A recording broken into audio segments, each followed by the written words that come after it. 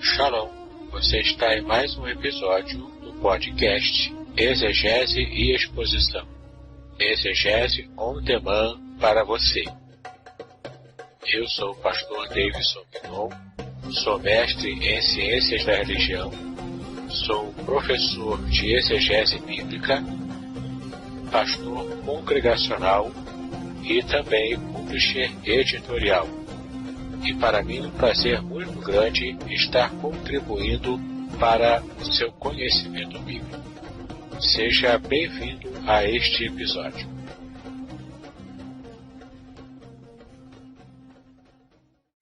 Vamos abrir a palavra de Deus em 2 Coríntios, capítulo 5, versículo 17. Segunda Epístola de Paulo aos Coríntios, capítulo 5, versículo 17.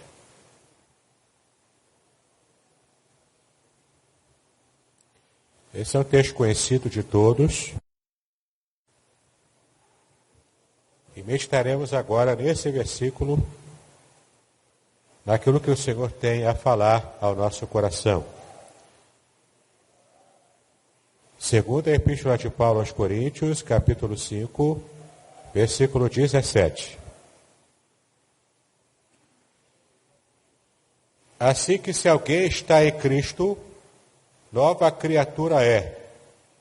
As coisas velhas já passaram, eis que tudo se fez novo. Assim que se alguém está em Cristo, nova criatura é. As coisas velhas já passaram, eis que tudo se fez novo. Te louvamos, Senhor, pela Tua palavra lida. Fala conosco nessa noite. Trabalha em nosso coração. Vem através do Espírito Santo estar sondando a vida e o coração de cada um de nós. É como nós te pedimos em nome de Jesus.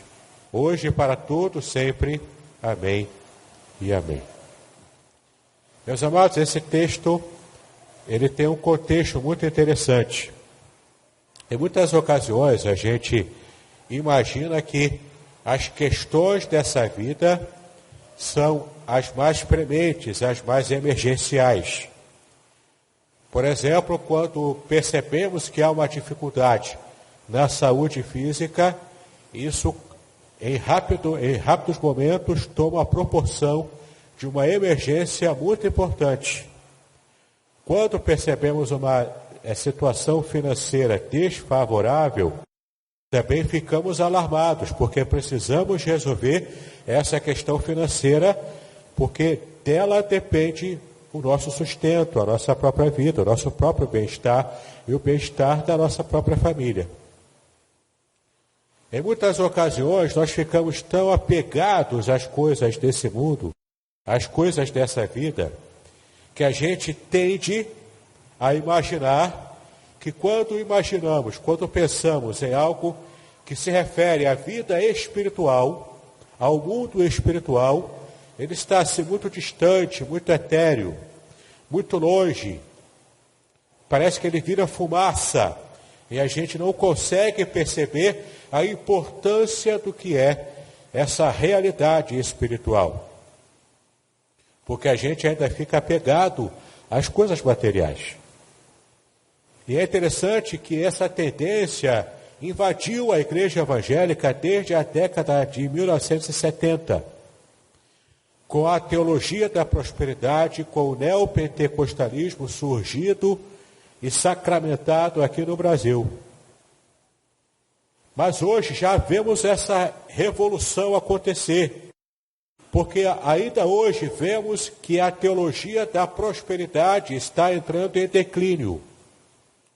E por que está entrando em declínio? Porque as pessoas estão percebendo que, na verdade, aqueles que entraram nessa roubada da heresia, da teologia da prosperidade, estão percebendo que esse tipo de teologia só traz prosperidade real para aqueles que são os seus líderes das igrejas.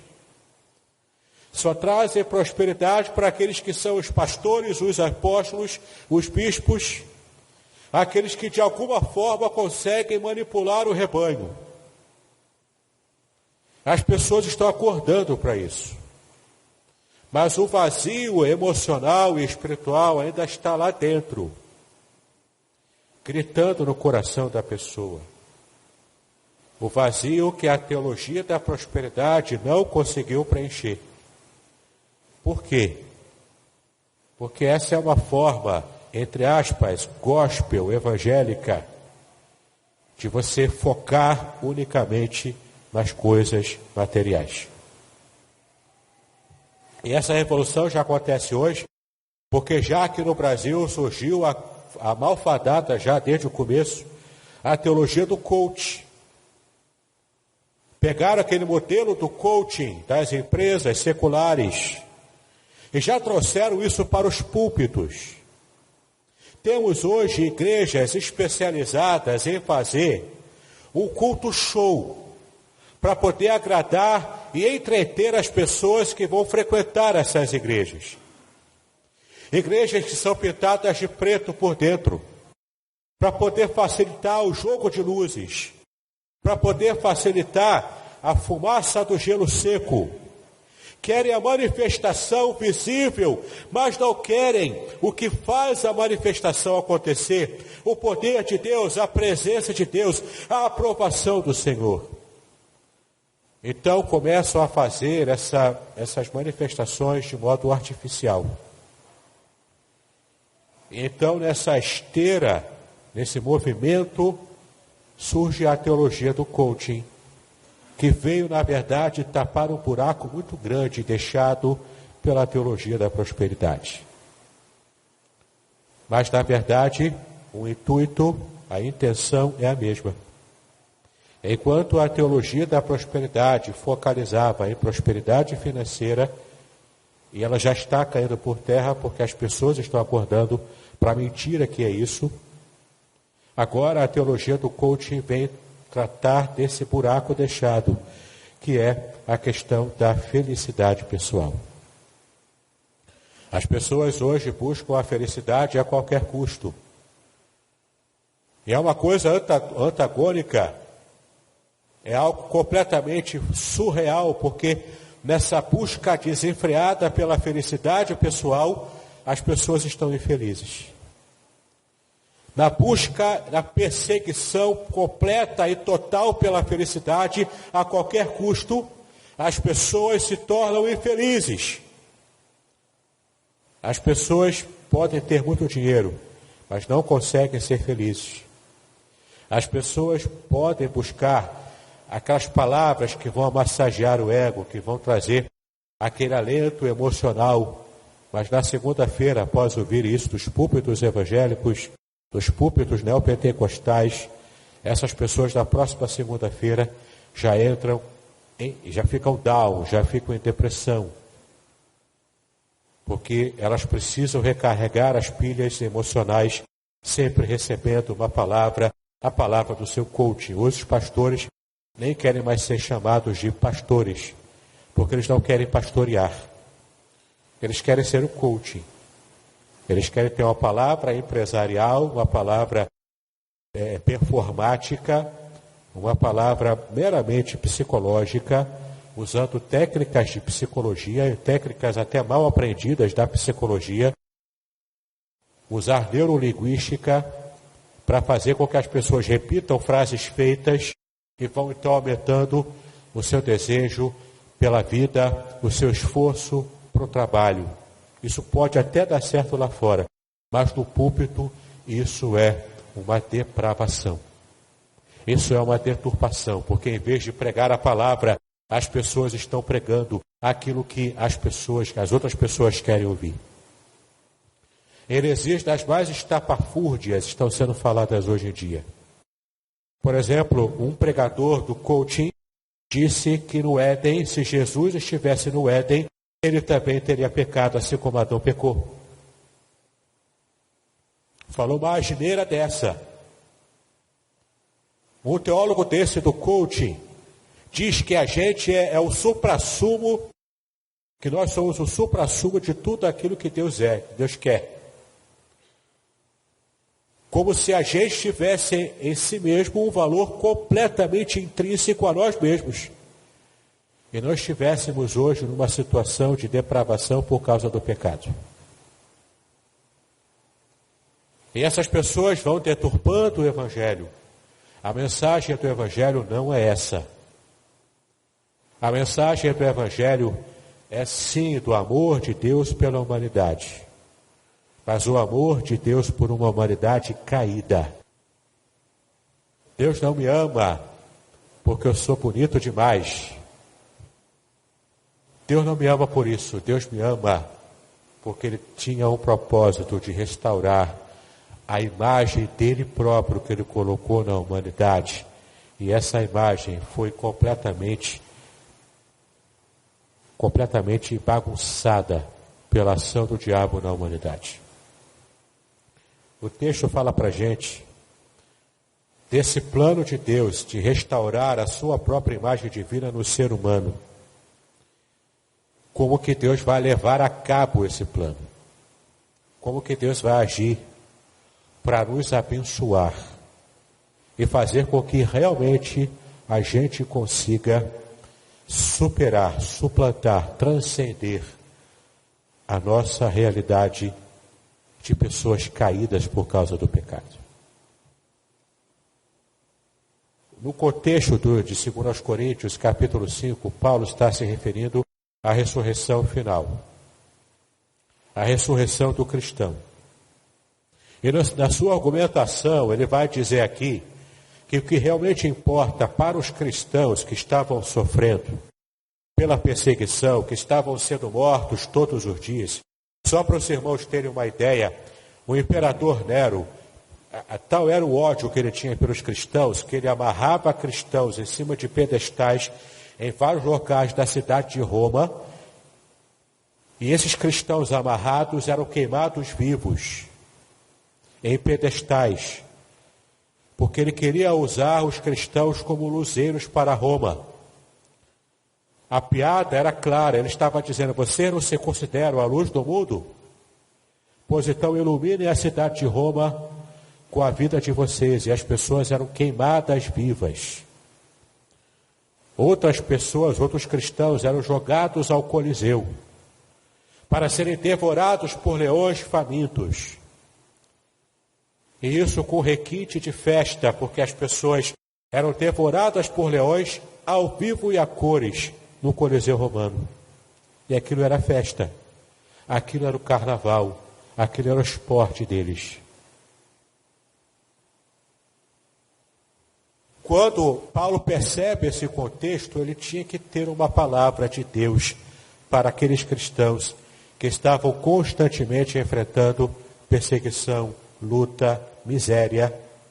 Ninguém ali estava ficando rico, ninguém ali estava ficando feliz à vontade por causa das circunstâncias, porque as circunstâncias eram ruins.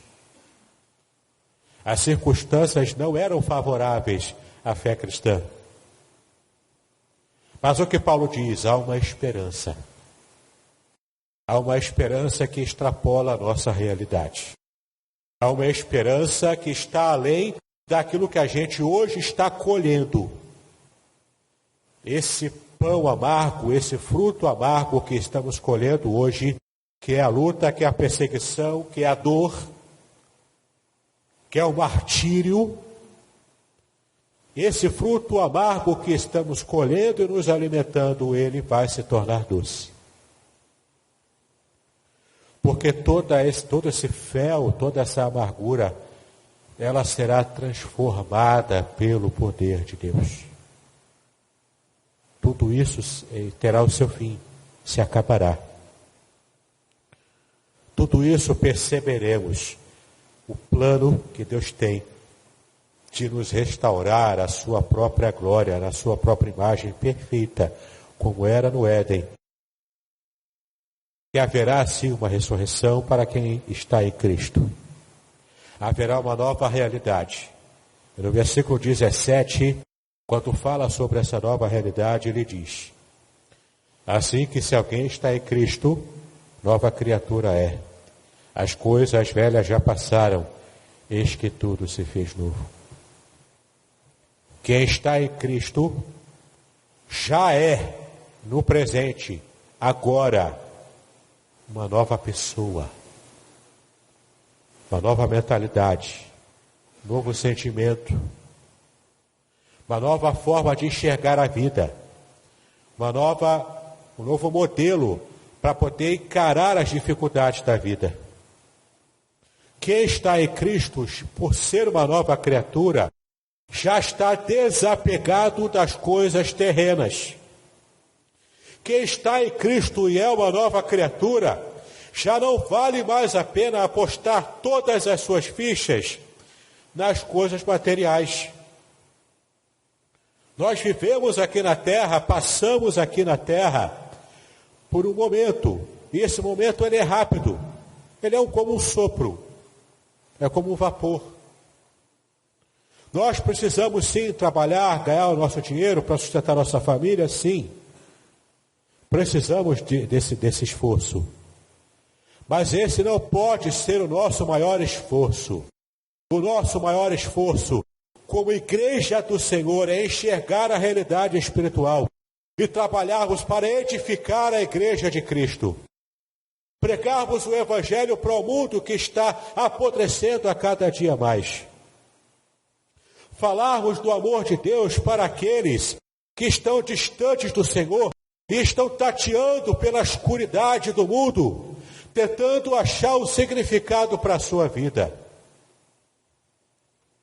A gente tem percebido ao longo dos últimos anos que, inclusive, pastores têm tirado a sua própria vida porque não têm encontrado significado na vida e no ministério. Não é difícil perceber o motivo disso. Você não precisa ser um gênio da lâmpada para entender o que é que está acontecendo ali. Pastores estão adoecendo, porque estão tentando trazer soluções meramente carnais e humanas para fazer a igreja crescer. E quando a igreja não cresce, como os planos do Cebolinha de derrotar a Mônica também não dão certo, esses pastores entram em desespero. Perdem o significado da vida, porque para eles a igreja é só aquela instituição. Se a instituição não cresce, se não vai bem, se os resultados não são bons, eles sofrem uma pressão interna e externa. E se ele não tiver realmente um coração direto, em sintonia com Deus, ele vai tirar a própria vida. Tantas pessoas têm tirado a vida também, sem ser pastor, porque não conseguem achar um significado para a própria existência. Aquele que está em Cristo é nova criatura. As coisas velhas já passaram, ficaram para trás. Quais são essas coisas velhas? As situações, as necessidades, tudo aquilo que a gente reputa hoje como sendo algo sem o qual não podemos viver. Tudo isso é coisa velha, vai ficar para trás. Ou você realmente acha que sendo salvo você vai levar isso aqui para o céu? Isso aqui vai ficar para trás. Sua conta bancária vai ficar para trás. Seu doutorado, o seu mestrado, vai ficar para trás. O seu empregão público vai ficar para trás. No final de tudo, o que importa é se você teve um relacionamento com Cristo, se tornando uma nova criatura. No céu você não vai levar nada disso. Seu CPF, sua carteira de identidade, seu cartão do banco, sua senha do Netflix, vai ficar tudo aqui.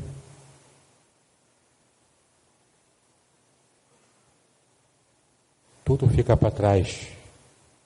são coisas velhas, já passaram. O texto diz: eis que tudo se fez novo. A palavra novo aqui é novo, não novo remendado, não um pneu velho recalchutado, não uma mesa quebrada colada na sua perna. Não é o novo recalchutado, o novo remendado. É o novo transformado do zero. Jesus não remenda a vida de ninguém, ele transforma, para que a vida dessa pessoa seja uma outra vida, completamente diferente. É a mesma cara crachá, a mesma coisa. Mas lá no interior a nossa vida muda. A minha cabeça muda. A palavra conversão que nós usamos em língua portuguesa vem do grego metanoia. Metanoia, metá, mudança, noia, mente. Mudança de mente. Quando dizemos nós somos convertidos, é porque a minha mente mudou. Antes eu não gostava, mas tem gente que gostava. Tem gente que gostava de rave, boate, baile funk, sair aí pelas noitadas bebendo as bebidas novas aí da galera aí, que eu nem sei os nomes. Tudo isso vai ficar para trás, se você for uma nova criatura. Se você está na igreja, frequentando a igreja, mas você ainda tem sede por isso, é porque não ficou para trás. Então você não é uma nova criatura. Quem está em Cristo é nova criatura. As coisas velhas já passaram. Tudo tem que se fazer novo. Tua vida precisa ter uma outra perspectiva. O texto que lemos no começo do Salmo 51, versículo 10, nós vimos a preocupação do salmista quando ele pede para o Senhor que renovasse nele um novo coração. Nesse mesmo Salmo 51, o salmista também disse que não retire de mim o teu espírito. E esse era um temor legítimo do salmista.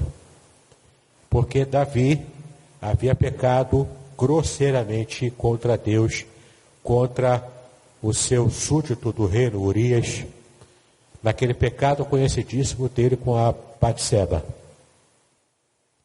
E o quanto aquilo se tornou de doce para amargo na vida do rei.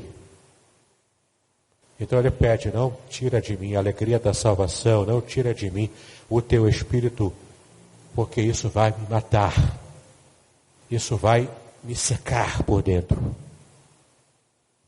E eu vou estar tateando no escuro, no chão seco, desértico da minha alma, porque simplesmente eu não consigo mais ter aquele vigor, aquele vicejo de estar no centro da tua vontade. Um outro texto que Jesus próprio disse para o jovem, famoso, um jovem importante, que é o grande ideal da nossa sociedade, a juventude com dinheiro e com beleza ainda. Quem não quer ser jovem eternamente, bonito eternamente e com muito dinheiro no bolso? Ou será que o seu sonho de vida é ficar velho, barbudo, pobre, necessitando da ajuda dos outros?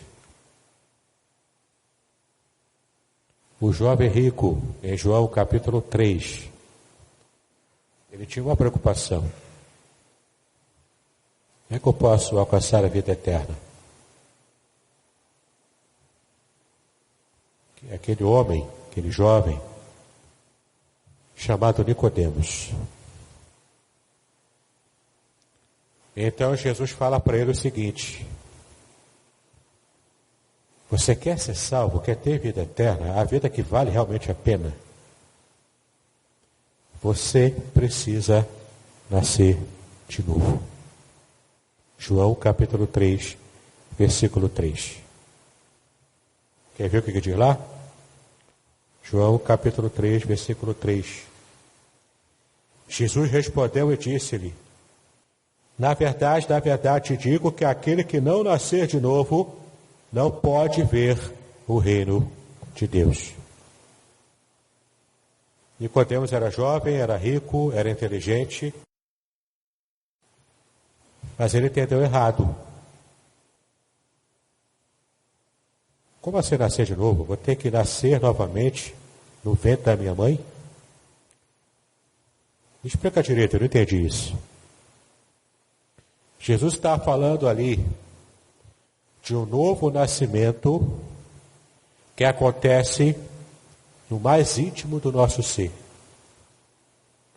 E cada milimétrico detalhe de como acontece esse novo nascimento, essa nova vida operada por Cristo em nós, a gente não tem como saber milimetricamente cada detalhe disso. Mas podemos saber do quanto fomos transformados pelo poder de Jesus.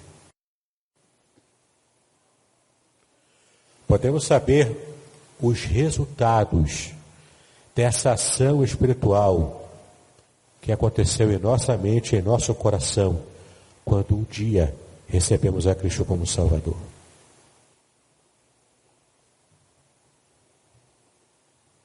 O que Jesus está dizendo é: essa é a parte mais importante, é a escolha mais importante da nossa vida. Nascermos de novo para o reino espiritual, para o reino de Deus. Não é colocar as nossas fichas, o nosso foco apenas nas coisas materiais. Tudo que é material é importante enquanto estamos aqui, mas depois que colocamos em perspectiva aquilo que não pertence mais a essa existência material, a gente vai perceber a falta que nos faz ter um relacionamento de intimidade com Deus. Importa a cada um de nós nascermos de novo, porque quando nascermos de novo, podemos ver sim o reino de Deus. E com esse reino tudo é novo. A justiça vai de fato acontecer. Não essa caricatura de justiça que nós conhecemos aqui na terra. A grandeza de Deus será revelada. As pessoas amarão o Senhor. E mesmo aquele que hoje zomba de Deus, conforme a palavra diz em Filipenses capítulo 2, um dia mesmo aquele que zomba de Deus se encurvará e a língua confessará que o Senhor Jesus é o Senhor eterno sobre toda a humanidade. Nós estamos a um ponto de distância dessas pessoas, porque nós já confessamos Cristo como Senhor em vida. Nossa vida já está mais próxima de Deus. E eu pergunto para você nessa noite, especialmente você que não conhece o Senhor Jesus, que não teve um novo nascimento em Cristo, que não teve a sua mente transformada pela mente do Senhor, o que falta para que você tenha essa experiência de vida transformada? Não é você mudar de ideologia. Ideologia não salva ninguém. Ideologia, seja qual for, ideologia religiosa, política, ideologia filosófica, isso não muda a tua vida. Se você chegar hoje no presídio e entregar para um presidiário um livro de filosofia, essa pessoa vai terminar o livro com um pouco mais de inteligência, um pouco mais de conhecimento. Digo nem inteligência, de conhecimento. Mas a sua vida não vai ser transformada. Mas se você chega para esse mesmo presidiário, entrega a ele uma Bíblia, especialmente no Novo Testamento, e ele for ler essa Bíblia e levar a sério essa leitura, ele termina a leitura da Bíblia sendo uma nova criatura. Os valores que ele tinha antes não terá mais. Porque o Senhor pode transformar o seu coração, mesmo lá na prisão mais fria, mais desconfortável. O Espírito Santo chega lá e arranca aquele homem do lamaçal do pecado. Esse é o poder transformador de Cristo. Porque a Bíblia é um livro vivo. Ela demonstra a Cristo que é o nosso Deus vivo e que trabalha na vida de todo aquele que precisa ser transformado pelo poder do Senhor. Então eu lhe pergunto mais uma vez, o que lhe falta para ter uma experiência de transformação operada pelo Espírito Santo? O que falta para você ter uma vida transformada, com valores modificados, com valores renovados, a mente e o coração completamente abertos para o poder de Deus? O Senhor disse que aquele que está em Cristo se torna uma nova criatura, uma nova pessoa. Jesus, quando quis mudar o mundo, chamando os seus discípulos, ele disse: vinde após mim, que eu farei de vocês pescadores de gente. Vamos pescar pessoas para o reino de Deus. Este desafio também é um desafio para você. É o desafio de a cada dia você ir se despindo dos interesses dessa terra. E engana-se aquele que pensa, que acha: só vou pensar nisso quando eu já ficar bem velho, de cabelo branco. Quando já tiver com a idade muito avançada, então vou me preocupar com isso. Hoje em dia as pessoas morrem com qualquer idade. Aliás, em qualquer tempo as pessoas morrem com qualquer idade. Não precisa esperar ficar velho para morrer. É um ledo engano a pessoa achar que ela vai ter muito tempo de vida ainda, se nós não sabemos o que acontecerá amanhã. Amanhã pode ser muito tarde. Até para você que já é crente. Até para você que já é cristão.